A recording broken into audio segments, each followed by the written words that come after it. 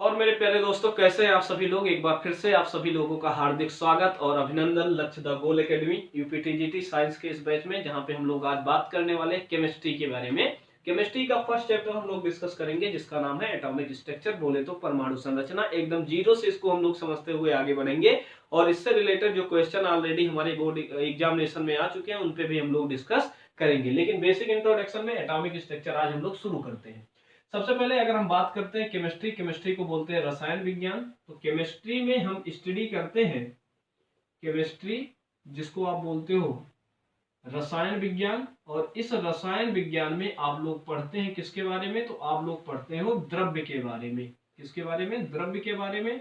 द्रव्य बोले तो इसको बोलते हैं मैटर्स के बारे में स्टडी करते हैं। अब द्रव्य का फॉर्मेशन किससे हुआ भाई? एलिमेंट से हुआ है, तत्व से हुआ है। और जो डिस्कवर्ड एलिमेंट्स हमारे पास है अभी तक वो है 180। अब इन तत्वों का फॉर्मेशन कैसे होता है? तो ये तत्व मिलकर के बने होते हैं, कह सकते हो परमाणु से। किससे मिलकर के बने होते हैं भाई? छोटे छोटे कणों से, जिनको हम क्या बोलते हैं भाई? परमाणु कहते हैं। अब इन परमाणुओं के बारे में जब हम स्टडी करते हैं तो इन परमाणुओं का फॉर्मेशन होता है मौलिक कणों के द्वारा। किससे मिलकर के ये सब बने होते हैं भाई? मौलिक कण से मिलकर के बने होते हैं। और ये मौलिक कण में क्या क्या आता है? तो इस मौलिक कण में आता है इलेक्ट्रॉन, हमारा प्रोटॉन आता है, और साथ ही साथ हमें क्या आता है भाई? न्यूट्रॉन। तो कह सकते हैं जो रसायन विज्ञान है उसमें स्टडी करनी है द्रव्य के बारे में, और द्रव्य का निर्माण तत्वों से हुआ है। और डिस्कवर्ड जो तत्व हैं, खोजे गए तत्वों की जो संख्या है अभी तक वो है 118। ये 118 तत्वों का निर्माण किससे होता है? तो डाल्टन जी ने बताया था प्रत्येक द्रव्य या प्रत्येक पदार्थ या कह सकते हो प्रत्येक तत्व छोटे छोटे कणों से मिलकर के बना है। इन तत्वों को छोटे छोटे कणों से मिलकर के बना है, जिनको हम क्या बोलते हैं भाई? परमाणु बोलते हैं। और इन परमाणुओं का निर्माण किससे हुआ है? मौलिक कण से हुआ है। और मौलिक कण में क्या क्या आप कंसीडर करोगे? वैसे फिजिक्स में आपको काफी सारे टाइप्स के मौलिक कण बताए जाएंगे, लेकिन हमारे केमिस्ट्री के अकॉर्डिंग 3 मौलिक कण हमको पढ़ना है, जिनको इलेक्ट्रॉन, प्रोटॉन और क्या बोलेंगे भाई? न्यूट्रॉन बोलते हैं। अब आपको पता है जो इलेक्ट्रॉन है वो इलेक्ट्रॉन कैसा होता है? ऋणात्मक होता है। इलेक्ट्रॉन कैसा होता है? ऋणात्मक होता है। बोले तो ये नेगेटिव नेचर का होता है, ठीक है ना। और अगर हम प्रोटॉन की बात करते हैं तो प्रोटॉन कैसा होता है भाई? प्रोटॉन हमारा पॉजिटिव होता है। प्रोटॉन पॉजिटिव होता है। और अगर हम न्यूट्रॉन की बात करते हैं तो न्यूट्रॉन जो है वो भैया क्या होता है? न्यूट्रॉन हमारा न्यूट्रल होता है, उदासीन होता है, अर्थात इस पे जो आवेश होता है वो जीरो होता है। अगर इलेक्ट्रॉन के आवेश की बात करते हैं तो इलेक्ट्रॉन पे जो आवेश होता है -1.6 इंटू 10⁻⁻19 कूलम का होता है। और प्रोटॉन पे इतना ही पॉजिटिव चार्ज होता है। मतलब इलेक्ट्रॉन पे जितना निगेटिव होता है उतना ही प्रोटॉन पे क्या होता है? पॉजिटिव होता है। पॉजिटिव कितना होगा? 1.6 इंटू 10⁻⁻19 कूलम के इक्वल होगा। और न्यूट्रॉन उदासीन है तो इस पे कोई चार्ज नहीं होगा, ठीक है। अब थोड़ी सी बात को अगर आगे बढ़ाते हैं तो इलेक्ट्रॉन की खोज किसने की थी? तो इलेक्ट्रॉन की खोज की थी जे थॉमसन ने, या इन्हीं को बोला जाता है जे थॉमसन, ठीक है। लिखते हम लोग थॉमसन है, इसीलिए हम इसी चैप्टर में पढ़ेंगे जे थॉमसन का एटॉमिक मॉडल। और अगर हम प्रोटॉन की बात करते हैं तो प्रोटॉन की खोज किसने की थी भैया? तो रदरफोर्ड ने की थी। कहीं कहीं पे रदरफोर्ड की जगह पे गोल्डस्टीन भी मिलता है। अगर ऑप्शन में रदरफोर्ड ना देकर के गोल्डस्टीन दिया जाता तो गोल्डस्टीन भी आप टिक कर सकते हैं। लेकिन अगर रदरफोर्ड गोल्डस्टीन दोनों दिया जाता है तो उसमें रदरफोर्ड को आप टिक करेंगे, ठीक है ना। और न्यूट्रॉन की खोज किसने की थी? तो न्यूट्रॉन हमारा न्यूट्रल होता है, उदासीन होता है। और उदासीन है तो इसकी खोज सबसे बाद में, अगर इलेक्ट्रॉन, प्रोटॉन और न्यूट्रॉन में पूछा जाए सबसे बाद में किसकी खोज की गई, किस मौलिक कण की? तो न्यूट्रॉन की खोज की थी। और न्यूट्रॉन की खोज किसने की थी? तो न्यूट्रॉन की खोज की थी चैडविक ने। किसने की थी भैया? चैडविक ने। इन तीनों को याद रखने का तरीका है ईट पर नाचे।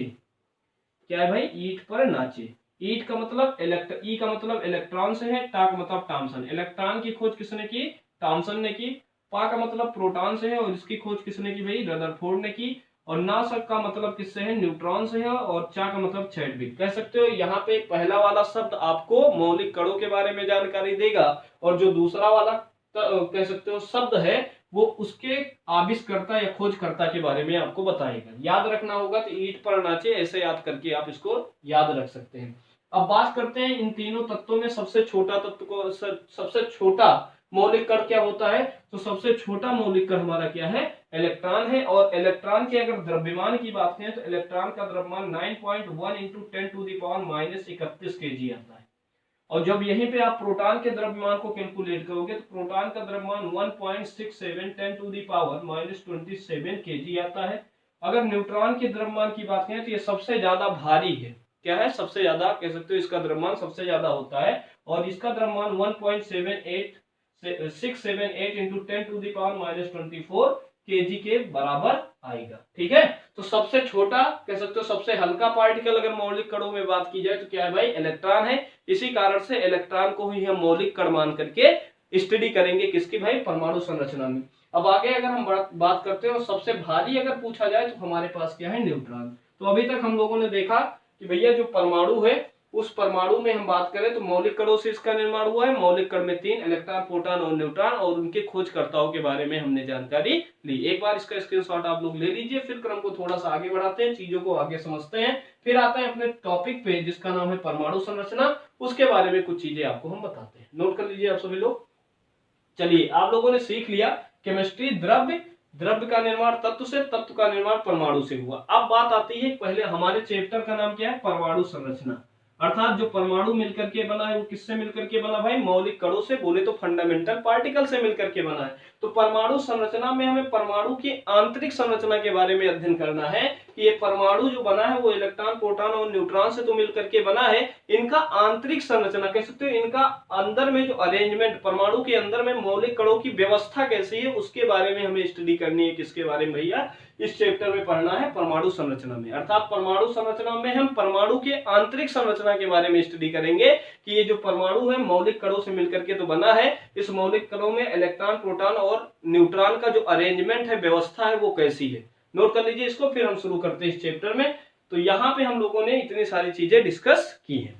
आगे बढ़ते हैं हम लोग। तो सबसे पहले परमाणु संरचना को समझने के लिए हमारे पास काफी सारे वैज्ञानिक आए। उन्होंने अपने अपने एक्सपेरिमेंट के बेस पे कुछ परमाणु की संरचनाओं को समझाने के लिए कुछ अपने स्टेटमेंट दिए। उनके बारे में पहले हम स्टडी करते हैं। तो परमाणु की संरचना को जानने के लिए परमाणु वैज्ञानिकों द्वारा दिया गया सिद्धांत कहलाया परमाणु मॉडल। क्या कहलाया भाई?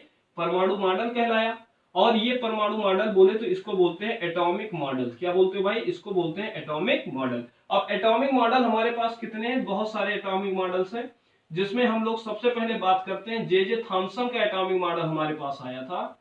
सबसे पहले किसका आया था भाई? जे थॉमसन का एटॉमिक मॉडल आया था, जो कि सबसे पहले परमाणु की संरचना को समझाने के लिए आगे आए। ठीक है ना। इसके बाद किसका आता है? इनके कह सकते हो परमाणु मॉडल में कुछ कमियां आई। उन कमियों को कह सकते हैं संशोधित किसने किया? दूसरा मॉडल आएगा जिसको हम बोलते हैं रदरफोर्ड का एटॉमिक मॉडल या परमाणु मॉडल। तो दूसरा आएगा रदरफोर्ड का परमाणु मॉडल। तीसरे पे हम लोग देखेंगे कि इनके परमाणु मॉडल में भी कुछ कमियां निकल करके आ जाएंगी और उनको संशोधित करने के लिए कौन आएगा भाई? बोर जी आएंगे। तो ये जो होगा इसको बोलेंगे बोर का परमाणु मॉडल। फिर बोर के परमाणु मॉडल के बाद आता है एक और परमाणु मॉडल जिसको बोलते हैं सोमरफेल्ड का परमाणु मॉडल। अब देखो, इन सभी परमाणु मॉडल में कुछ ना कुछ कमियां निकल के आ जाती हैं और कमियों की वजह से हम अभी भी परमाणु की वास्तविक संरचना के बारे में कुछ जानकारी नहीं दे पा रहे थे। फिर लोगों ने क्या किया? फिर लोगों ने इसके वास्तविक संरचना को समझने के लिए मदद ली क्वांटम भौतिकी की, कह सकते हो क्वांटम फिजिक्स की मदद लेंगे। क्वांटम भौतिकी की आप यहाँ पे क्या लेंगे? मदद लेंगे। और क्वांटम भौतिकी के अकॉर्डिंग आप क्या करेंगे भैया? यहाँ पे कुछ हमारे पास थ्योरी जाएंगे जिसमें हम लोग बात करेंगे डी ब्रोगली वेवलेंथ के बारे में। डी ब्रोगली का कंसेप्ट क्या कहता है परमाणु संरचना के बारे में। फिर हम बात करेंगे हाइजेनबर्ग के सिद्धांत के बारे में। हाइजेनबर्ग जी क्या कहते हैं परमाणु के बारे में। उन सारी चीजों को स्टडी करते हुए क्वांटम नंबर के द्वारा हम परमाणु की विस्तृत जानकारी इस चैप्टर के अकॉर्डिंग लेंगे, जिसमें हम बात करेंगे श्रोडिंगर वेव इक्वेशन के बारे में। क्योंकि यहाँ पे जो परमाणु होगा, आप लोगों को पता होगा कि जो परमाणु होता है वो दुख प्रकृति का होता है। अर्थात इसका नेचर तरंग रूप का भी है, साथ ही साथ कण रूप में भी ये क्या करता है भाई? कह सकते हो व्यवहार करता है। उनके बारे में हम लोग यहाँ पे सीखेंगे। मतलब बहुत ही ज्यादा इंटरेस्टिंग टॉपिक है और क्वेश्चन आने की संभावनाएं सबसे ज्यादा इसी टॉपिक से होती हैं। तो इस चैप्टर को शुरू करते हैं, आगे समझते हैं परमाणु मॉडल के बारे में। कि सबसे पहले हम बात करेंगे जे थॉमसन का परमाणु मॉडल क्या था और जे थॉमसन के परमाणु मॉडल में क्या कमियां आई, जिनको संशोधित किसने किया भाई? रदरफोर्ड ने किया। चलिए नोट कर लीजिए इस पॉइंट को, फिर क्रम को थोड़ा सा आगे बढ़ाते हैं और जे थॉमसन का परमाणु मॉडल समझते हैं। क्लियर हो गया भाई? चलो आओ। जे थॉमसन का परमाणु मॉडल कोई खास परमाणु मॉडल नहीं था। इसको हम तरबूजे का परमाणु मॉडल भी कहते हैं। जे थॉमसन के परमाणु मॉडल को तरबूजे का परमाणु मॉडल भी कहा जाता है। तो अगर आपसे पूछा जाए तरबूजे का परमाणु मॉडल किसने दिया था, तो आप बोलोगे जे थॉमसन ने। पहला क्वेश्चन आप याद रखिएगा, जे जे थॉमसन के परमाणु मॉडल को, जे जे थॉमसन, ठीक है ना, जे जे थॉमसन के परमाणु मॉडल को हम क्या कहते हैं भाई, तरबूजे का परमाणु मॉडल भी कहते हैं, तरबूजे का परमाणु मॉडल भी कहते हैं। अब अभी आपको समझ में आएगा कि जे जे थॉमसन के परमाणु मॉडल का तरबूजे का परमाणु मॉडल क्यों कहा जाता है। तरबूजा तो आप लोग जानते हो, तरबूजे को अगर काटोगे तो अंदर वाला पार्ट कैसा दिखेगा, लाल लाल, और उसमें क्या होंगे, बीज धसे होंगे। बीज जानते हैं आप लोग, सीड्स जो होते हैं, उस पूरे कह सकते हो द्रव्य में क्या होता है भाई, धसा हुआ होता है। उसी तरीके से जे जे थॉमसन ने ऐसे चीजों को, परमाणु के आंतरिक संरचना को समझाने का प्रयास किया। कहा भाई ऐसा है जैसे तरबूजे में पूरा द्रव्य एक कह सकते हो समान रूप से क्या होता है, फैला होता है, उसी तरीके से जो परमाणु है, परमाणु के अंदर जो प्रोटॉन्स होते हैं, जब ये जे जे थॉमसन का परमाणु मॉडल आया तो जे जे थॉमसन के परमाणु मॉडल के समय हमारे पास केवल दो कह सकते हो फंडामेंटल पार्टिकल्स की डिस्कवरी हुई थी, जिसमें एक हमारे पास जानकारी थी इलेक्ट्रॉन के बारे में और दूसरी जानकारी किसके बारे में थी भैया, प्रोटॉन के बारे में। इस समय हमारे पास न्यूट्रॉन की जानकारी नहीं थी। तो जे जे थॉमसन ने परमाणु के मॉडल को समझाने के लिए बताया कि पूरे कह सकते हो पदार्थ परमाणु में जो प्रोटॉन होता है वो यूनिफॉर्मली क्या होता है भाई, डिस्ट्रीब्यूट होता है। यूनिफॉर्मली जो प्रोटॉन होता है वो क्या होता है भाई, डिस्ट्रीब्यूट होता है। और इनके बीच में जो इलेक्ट्रॉन्स होते हैं, वो जैसे तरबूजे में बीज धसे होते हैं उसी समान क्या होते हैं भाई, धसे होते हैं। अर्थात इन्होंने बताया कि परमाणु कैसा है, परमाणु में दो पार्टिकल्स होते हैं, एक तो प्रोटॉन होता है और दूसरा हमारा क्या होता है भाई, इलेक्ट्रॉन होता है। प्रोटॉन धनावेशित है और इलेक्ट्रॉन कैसा है भाई, ऋणावेशित है। और जितना नंबर में प्रोटॉन है, नंबर ऑफ प्रोटॉन्स जो होते हैं वो ऑलवेज इक्वल होते हैं नंबर ऑफ इलेक्ट्रॉन्स के। Number of protons equal to क्या होता है भाई, नंबर ऑफ इलेक्ट्रॉन्स होता है। अर्थात जितना इस पे पॉजिटिव चार्ज है उतना इस पे क्या है भाई, नेगेटिव चार्ज है। इस कारण से परमाणु हमारा क्या है भाई, उदासीन है। ये किसने बताया, जे जे थॉमसन ने बताया। लेकिन ये कह सकते हो जे जे थॉमसन का जो परमाणु मॉडल था ये एक थ्योरेटिकल कंसेप्ट था। क्या भाई था, ये एक थ्योरेटिकल कंसेप्ट था, इसका कोई कह सकते हैं प्रैक्टिकल एविडेंस नहीं था।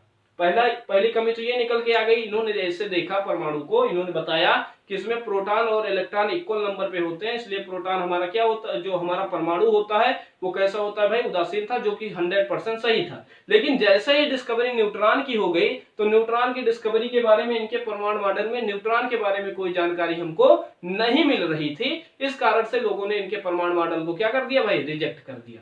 बाकी इनके परमाणु मॉडल्स के अकॉर्डिंग और भी कुछ चीजों के बारे में इन्होंने जानकारी दी थी। इन्होंने बताया था जो परमाणु होता है उसकी परमाणु की जो त्रिज्या है, वो जो परमाणु की त्रिज्या होती है 10⁻⁻10 मीटर की कोटि का होता है। अर्थात जो परमाणु की त्रिज्या है वो 1 एंगस्ट्रॉम के इक्वल होता है। तो ये किसका परमाणु मॉडल था, जे जे थॉमसन का परमाणु मॉडल था। जे जे थॉमसन के परमाणु मॉडल के अकॉर्डिंग बताया गया कि किसी भी परमाणु में जो कह सकते हो प्रोटॉन्स होते हैं वो यूनिफॉर्मली डिस्ट्रीब्यूट होते हैं, वितरित होते हैं पूरे आयतन में, और साथ ही साथ उनके बीच में इलेक्ट्रॉन बीज के समान क्या होते हैं, धसे होते हैं। जिसके कारण से बताया गया जे जे थॉमसन के परमाणु मॉडल को कहा गया तरबूजे का परमाणु मॉडल। अब इन्होंने बताया जो प्रोटॉन है, प्रोटॉन पे पॉजिटिव चार्ज और इलेक्ट्रॉन पे नेगेटिव चार्ज होने की वजह से परमाणु हमारा कैसा होता है, उदासीन होता है। साथ ही साथ इनके परमाणु मॉडल से एक जानकारी और भी मिली कि परमाणु के कह सकते हो परमाणु की जो त्रिज्या होती है वो 10⁻⁻10 मीटर की कोटि की होती है। ठीक है, लेकिन कमी क्या निकल के आई, इनके परमाणु मॉडल में न्यूट्रॉन के बारे में कुछ नहीं कहा गया था, इसलिए इसको रिजेक्ट किया गया। दूसरा कारण इसका ये बना, ये केवल एक थ्योरेटिकल कंसेप्ट था, इन्होंने ऐसा सोचा था, इसका प्रैक्टिकल कोई एविडेंस ना होने की वजह से इसको क्या कर दिया गया भाई, रिजेक्ट कर दिया। अब इसी परमाणु मॉडल के बाद एक बहुत बेहतरीन सा एक्सपेरिमेंट किया रदरफोर्ड जी ने, और रदरफोर्ड का परमाणु मॉडल हम लोगों के सामने आया। अब रदरफोर्ड का परमाणु मॉडल हमारे लिए परमाणु संरचना को समझाने में बहुत ज्यादा क्या करता है, मदद करता है। नोट कर लिया सभी लोगों ने, वेरी गुड भाई। आगे बढ़ सकते हैं। तो भाई ये जो चैप्टर है इससे जो क्वेश्चंस हैं वो सब हम यहाँ पे डील करने वाले हैं। ठीक है, आप हम लोगों के साथ जुड़े रहिए, बिल्कुल मजा लीजिए। ठीक है, और तैयारी करते रहिए केमिस्ट्री की। आगे बढ़ते हैं, हम लोग डिस्कस करते हैं रदरफोर्ड का परमाणु मॉडल। क्या भाई, रदरफोर्ड का परमाणु मॉडल। अब रदरफोर्ड के परमाणु मॉडल से इस चैप्टर की कहानी शुरू हो जाती है। रदरफोर्ड का परमाणु मॉडल, ये बहुत इंपॉर्टेंट है भाई, परमाणु मॉडल। अब ध्यान समझना, रदरफोर्ड का परमाणु मॉडल क्या कहता है। रदरफोर्ड का परमाणु मॉडल परमाणु को दो भागों में बांट देता है। पहला पार्ट इसका कहलाता है धनावेशित पार्ट है। इन्होंने बताया परमाणु का एक भाग कैसा है, धनावेशित है, और दूसरा भाग कह सकते हो कैसा है, ऋणावेशित है। इस धनावेशित पार्ट को इन्होंने बताया कि परमाणु का क्या है भैया, नाभिक है। परमाणु का क्या है, नाभिक है। आप लोग जानते हैं परमाणु के दो भाग होते हैं, एक परमाणु का नाभिक होता है जिसको न्यूक्लियस बोलते हैं, और एक परमाणु का नेगेटिव भाग होता है जिसको हम क्या बोलते हैं भैया, कोश। क्या बोलते हैं, कोश। या कह सकते हो नाभिक के चारों तरफ, नाभिक के चारों तरफ का वह भाग, ठीक है ना, वह भाग जिसमें इलेक्ट्रॉन वृत्ताकार पथ पे घूमता है, वृत्ताकार पथ पर घूमता है, उसको क्या कहते हो भैया, कोश कहते हो। क्या कहते हो, कोश कहते हो, या फिर क्या कहते हो, सेल कहते हो। Region around the nucleus where the electron revolving in a circular path that is called shell. ठीक है ना।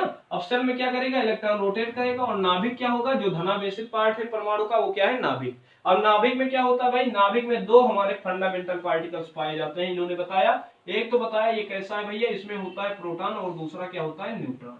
अब प्रोटॉन पे धनावेशित चार्ज होने की वजह से, धनावेश होने की वजह से परमाणु हमारा कैसा है, जो न्यूक्लियस है वो हमारा कैसा है, पॉजिटिव चार्ज है। ठीक है ना। और उसके बाद अगर हम नेगेटिव की बात करते हैं, तो नेगेटिव वाला जो पार्ट है इसमें क्या होगा, जो सेल होगा, सेल में क्या पाया जाएगा भाई, इलेक्ट्रॉन वृत्ताकार पथ पे घूमेगा। ठीक है। तो इन्होंने क्या किया, रदरफोर्ड जी ने सबसे पहले परमाणु को दो भागों में बांटा, एक धनावेशित भाग इसका बताया, दूसरा ऋणावेशित भाग, बोले तो पॉजिटिव एंड नेगेटिव पार्ट बताया। पॉजिटिव पार्ट को इन्होंने बोला न्यूक्लियस है, न्यूक्लियस में दो फंडामेंटल पार्टिकल्स पाए जाते हैं, प्रोटॉन एंड न्यूट्रॉन। और सेकंड पे बोला गया परमाणु का कह सकते हो नेगेटिव वाले पार्ट, जिसको हम सेल बोलते हैं, और सेल में क्या करता है, इलेक्ट्रॉन सर्कुलर पाथ पे कंटिन्यू क्या करता है भाई, रोटेट करता है। ठीक है ना। नोट कर लिया सभी लोगों ने। अब इस पॉइंट को समझते हैं। जैसे देखो ये हमारा क्या है, एटम है। एटम का ये क्या है भाई, बहुत छोटा सा पार्ट है जिसको हम न्यूक्लियस बोलेंगे।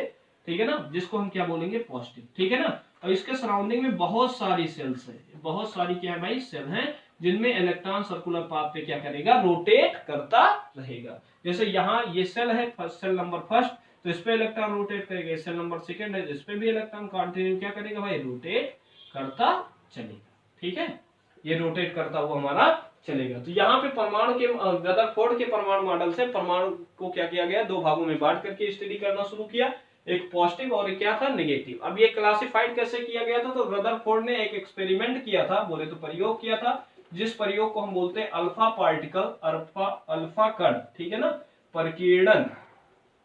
ठीक है ना, अल्फा कण प्रकीर्णन प्रयोग। ठीक। और इस सिद्धांत के आधार पे, इस प्रयोग के आधार पे इन्होंने बताया परमाणु के दो भाग हैं, पॉजिटिव और नेगेटिव, न्यूक्लियस और सेल। ठीक है ना। इसके आगे का टॉपिक हम आगे नेक्स्ट वीडियो में डिस्कस करने वाले हैं। आज का सेशन यहीं तक। जुड़े रहिए लक्ष्य द गोल एकेडमी के साथ और करते रहिए तैयारी यूपीटीजीटी एंड पीजीटी के लिए। Thank you.